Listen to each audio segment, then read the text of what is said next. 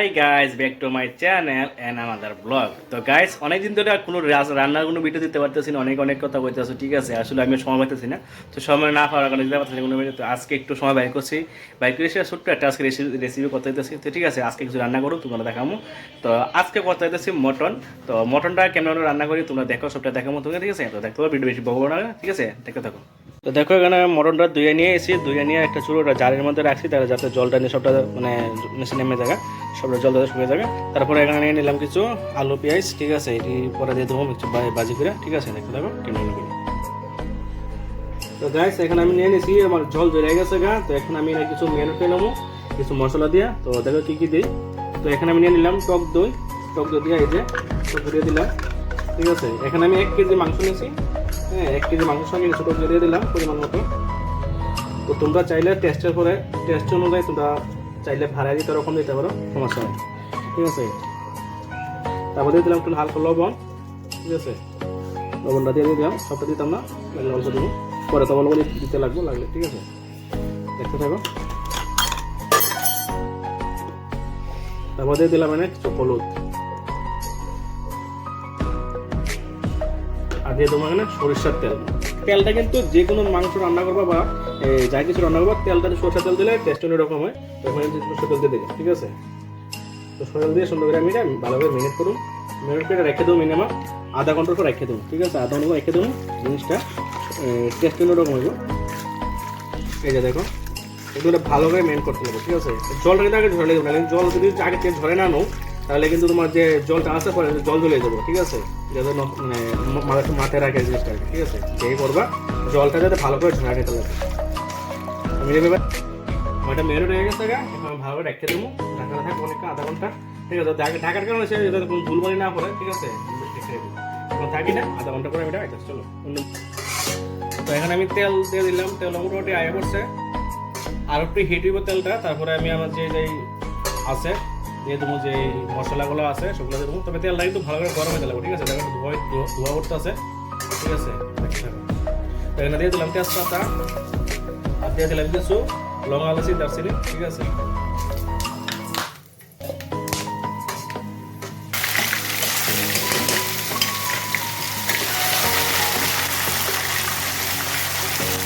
তো এখানে আমি দিয়ে দিলাম পেঁয়াজ কুচি, পেঁয়াজ মিক্সচার, এবং আবার দিয়ে দিলাম যে যতগুলা মশলা আছে, যেমন জিরা, ধনিয়া, গোড়ামরিচ, এগুলো ভালো করে পেস্ট করে নিয়েছি। এগুলো পেস্ট করে দিলে কি হয় যে তোমার যে তুমি চিকেন রান্না করতেছো, যে মটনটা, সেই মটনটার মধ্যে জিনিসটা মানে উপরে তো রান্না করে যখন সবজিটা হয়, তোমার রান্নার পরে যেটা উপরে বাইসা না থাকে, যে গুঁড়া মশলাটা, তাহলে আমি ভালো করে মিক্স করে দিলাম। ঠিক আছে, তো এটা সবসময় তোমরা করবা, যারা রান্না বান্না করো, তো এটা বেস্ট করে জিনিসটা।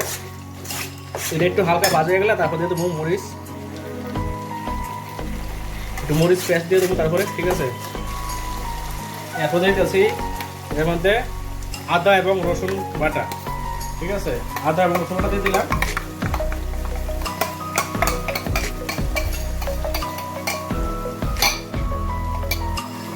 আদা রসুন বাটা দিয়ে দিলাম, কাঁচা লঙ্কা পেস্ট, কাঁচা লঙ্কা একটু কমে দিতে দিব, যদি জাল হয়ে যায় তো খাওয়া যেত না, যাদের স্বাদ মধ্যে দিয়ে দিবা।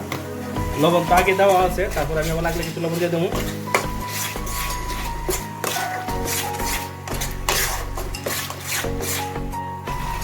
তারপর দিয়ে দেবো তো হালকা করে একটু পেঁয়াজ কুচি দিয়ে দেবো, যাতে এখন দিলাম কেন যাতে বাজারটা যাতে কম হয়, যাতে একটু লাগে আর কি মুখে। ঠিক আছে, খাইতে গেলে এখানে মোটামুটি আমার সব মশলা দেওয়া হয়েছে। তো এর মধ্যে আমি মশলার মধ্যে অ্যাড করছি কিছু, আমি কাশ্মীরি মরিচ অ্যাড করছি। ঠিক আছে, গ্রেভিটা তৈরি হতেছে, এখানে গ্রেভি তৈরি লেগে দিয়ে দেবো। এটার মধ্যে যে মাইনেট করে রাখছিলাম যেটা মটনটা, এটা দিয়ে দেবো। ঠিক আছে, তো লবণটা আমি দিয়ে দিতেছি, যেহেতু আগে কিছু লবণ দেওয়া আছে, এখন বিষয়টা লবণ দিতাম না, অল্প করে দেবো, তাহলে পরে লবণের সামনে খাওয়া যেত না। লবণ দেওয়া কমবে, এখন ভালো করে আমি যে মশলাটা ভালো করে বাজিয়ে নেবো।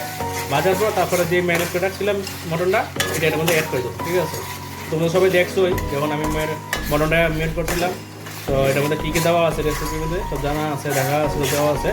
তো যারা দেখতে আসো অবশ্যই কমেন্টে জানাবা যে কে কোন দেখতে আসো। হ্যাঁ, আর আমার এই মটন রান্নাটা কীরকম লাগবে অবশ্যই জানাইবা। আর তোমাদের এই কমেন্টের উপর অনেক কিছু ডিপেন্ড করে এবং আমাদের পরবর্তী ভিডিও বানাতে উৎসাহ বাড়ে। ঠিক আছে, এখানে কিছু আলু এবং পেঁয়াজ ভাজা রাখছি, এটা পরে দিয়ে দেবো না। মশলাটা আমার মোটামুটি ভাজা হয়ে গেছে পুরো প্রপারলি। তো যখন বাজারও হয়ে গেছে এখন আমি দিয়ে দেবো এটার মধ্যে মটনটা। ঠিক আছে, যেটা মটন রাখছিলাম যে মিনিট কিরা যখন কমপ্লিট গেছে এখন দিয়ে দিলাম। ঠিক আছে,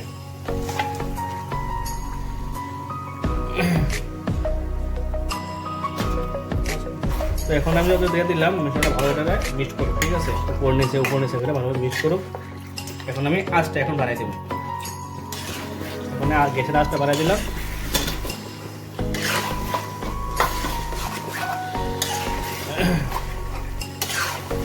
এটা ভালো করে মিক্স করতে লাগবে। ঠিক আছে,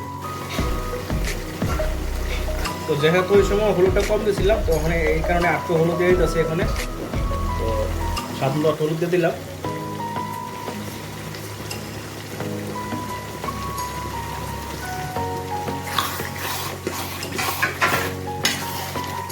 তবেটা মাছটা কমিয়ে দিব, নাহলে নিচে লেগে যাবো। ঠিক আছে, মাছের মধ্যে তারা রাখতে হবে, নাহলে নিচে লেগে যাওয়ার সম্ভাবনা থাকে। তো এখন মোটামুটি যত মশলা ভাজা হয়ে গেছে সব দিয়ে দিয়েছি। এখন আমি এটা আস্তে করে ডাইকা দেবো, আঁচটা কমাইয়া ফাঁকে আমরা দেখতে পাবো মাঝে মধ্যে যেটা নিচে লাগতে যায়। ঠিক আছে, তো তোমরা চাইলে এটার মধ্যে আবার কেউ টমেটো অ্যাড করতে পারো, কিন্তু আমি দিছি না, তোমরা স্বাদ মতো টমেটোটা অ্যাড করতে পারো। ঠিক আছে, তো আমি এটা এখন ডাইকা দেবো। তো যেহেতু আমার ডাক্তার সেরকম কিছু না, তবে একটা থাল নিলাম, থালটা এটা মতো হয়ে গেল একদম পারফেক্ট। ঠিক আছে, তবে আঁচটা একটু কমাই দিতে হবে যাতে মাথা ডাক্তার থাকে। ঠিক আছে, আনালে কি হবে লেগে যাবো গা, পরে সবটা মটন নষ্ট হয়ে যাবে।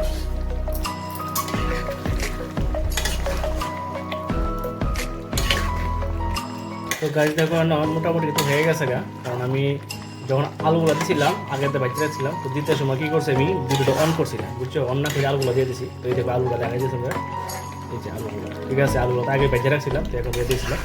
তো মোটামুটি কিন্তু একটা ভাব ধরে গেছে। ঠিক আছে, আর অল্প কিন্তু তো ওই এলাকা তো মোটামুটি। ঠিক আছে, আর একটা টিপস করে দিই, হয়তো অনেকে জানো অনেকে জানো না, যারা জানো না তার লাগে এত বেস্ট হইব, আর যারা জানো না তারা ভালো কথা। তো যখন মটন রান্না করবা বা হাঁস রান্না করবা তখন চেষ্টা করবা যাতে এটার মধ্যে অল্প কিছুটা পেঁপে দেওয়া যায়। যদি পেঁপেগুলো দেওয়া যায় তাহলে খুব তাড়াতাড়ি সিদ্ধ হয়ে যায়, বেশি একটা সময় লাগে না। তো যারা জানো তারা ভালো কথা, আর যারা না জানা তারা লাগে খুব একটা সুবিধা হইব। তো কেটা জানো না আমার অবশ্যই কমেন্টে জানাবা, আর যদি কারো উপকারী হয় তো অবশ্যই আমার জানাবা যে হয়তো আমি জানছি না বা আমি জানি না, ফার্স্ট টাইম জানলাম যে এই মটনের মধ্যে বা হাঁসের মাংসের মধ্যে যদি একটু পেঁপে দেওয়া যায় তাহলে তাড়াতাড়ি কখনো সিদ্ধ হয়ে যায়। ঠিক আছে, যদি কে জানো না অবশ্যই কমেন্টে জানাবো। ঠিক আছে, আমাদের কমেন্টে আশা দিলাম, অপেক্ষা করলাম। তো গাইজ যেই ঝোলটা আছে এটার মধ্যে তো মোটামুটি হয়ে যায় চলে, কিন্তু আমি তারপরে একটু ঝোলটা বাড়াই দেবো। তার লাগে আর যে মশলা আছে একটু ঝোলটা একটু আমি হালকা গরম করে নিছি, এটা এখন দিয়ে দিতেছি। ঠিক আছে, এটা ঝোলের ঝোল। এই জলটা দেওয়ার মানে একটু জিনিসটা গ্রেভিটা বইল। ঠিক আছে, জিনিসটা টেস্টটা সেরকম থাকবে, বেশি একটা বেদল করতাম না, একটু হালকা আঁচটা বাড়িয়ে দেবো, তুলে যেই জলটা দিলাম এটা যাতে সবটা মিক্সচার থাকে। ঠিক আছে, মোটামুটি আমার চিকেন মটন কমপ্লিট। তো কীরকম এসে সবটা জানাই মতো তোমরা, আর একটু অপেক্ষা করো। ঠিক আছে, আশা করি ভালো লাগবো। তো যারা মটন প্রিয় তারা তো মটন যেবার দইছে খুবই খুশি। দেখতে থাকো। তো আমার মটন কমপ্লিট, এতে অল্প কত দিয়ে দেবো গরম মশলা। ঠিক আছে, তোমার না যদি ভালো লাগে না দিতে পারো, কিন্তু আমার একটু ইচ্ছা করছে দিয়ে দিতাম, কিন্তু যে টেস্ট হয়েছে মোটামুটি না দিলেও চললো, আমি একটু টেস্ট করছিলাম তো চলে, আমি তখন একটু দিয়ে দিলাম টেস্টের লেগে, আলাদা টেস্ট হইব। ঠিক আছে, তো গাইস আমার এখানে মটন কমপ্লিট। তো অবশ্যই জানাবা যে ভিডিওটা কীরকম হয়েছে।